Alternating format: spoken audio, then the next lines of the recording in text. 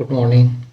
काल 18/5/2024 I3ची quarterly meet झाली.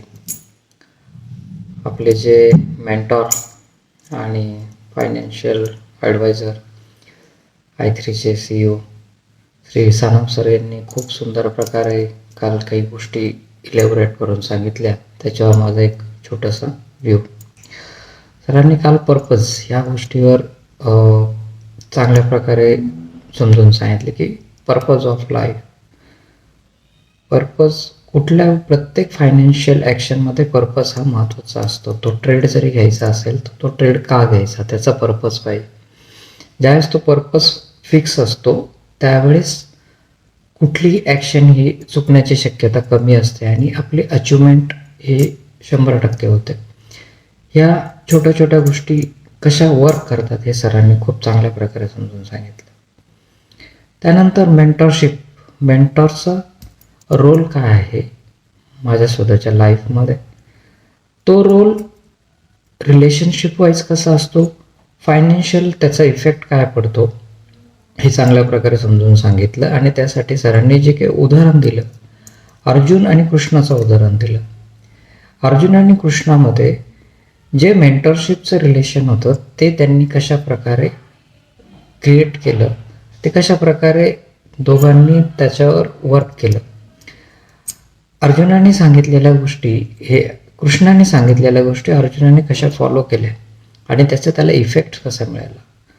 अर्जुनमध्ये talents जरी होती परंतु त्याला मेंटरशिपची ज्यावेळेस जोड मिळाली त्यावेळेस त्याच्या सक्सेस मिळाला. त्याला अचिव्हमेंट जरी त्याच्याकडे होत्या, टॅलेंट्सही होती, पण टॅलेंट्सही प्लस एफर्ट्स त्याच्यानंतर अचिव्हमेंट होते. आणि त्याच्यामध्ये पुन्हा एफर्ट्स जर टाकले तर जो एफर्ट्स हा जो वर्ड आहे तो मेंटरने सांगितलेले जे सिस्टीम्स असेल, प्रोसेस असेल, त्या कशा फॉलो करायच्या ते एफर्ट्स आहेत, त्यावेळेस त्याला सक्सेस मिळतो. तसंच जिजाबाई आणि शिवाजी महाराज, छत्रपती शिवाजी महाराजांचं उदाहरण दिलं. तेही फायनान्शियली कशा प्रकारे ग्रो झाले. मेंटरशिप हा माझ्या टीम मेंबरमधलाच एक मेंबर असायला पाहिजे आणि तो मग फॅमिली मेंबर्स होतो ज्याच्यामधनं माझी फायनान्शियल ग्रोथ होते.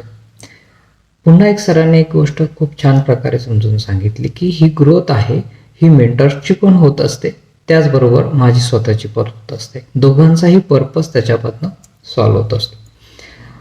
नेहमीप्रमाणे बांबू ट्रीचा व्हिडिओ बघितला. बांबू ट्रीच्या व्हिडिओमधून ह्यावेळेस प्रत्येक वेळेस जी नवीन गोष्ट भेटते ती पुन्हा एकदा व्हिज्युअलाइज झाली की पेशन्स आणि प्रोसेस फॉलो करत असताना जर पेशन्स ठेवला, यामध्ये जर कन्सिस्टन्सी जर ठेवली तर सक्सेस मिळतो आणि मग तो मल्टीफोल्डमध्ये होऊ शकतो. सर्वात शेवटी सरांनी सिस्टीम्सचा काय इफेक्ट आहे.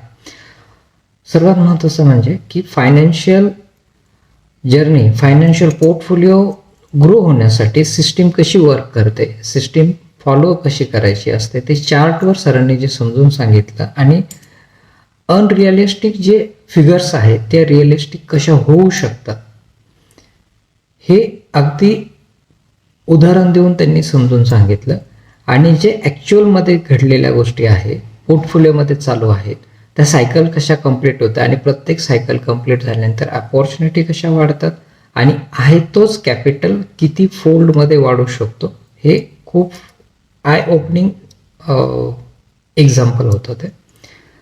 सो ओव्हरऑल पूर्ण जी मीट आहे ती खूप छान प्रकारे होती आणि त्याच्यावर आता पुढे वर्किंग करायचं आहे.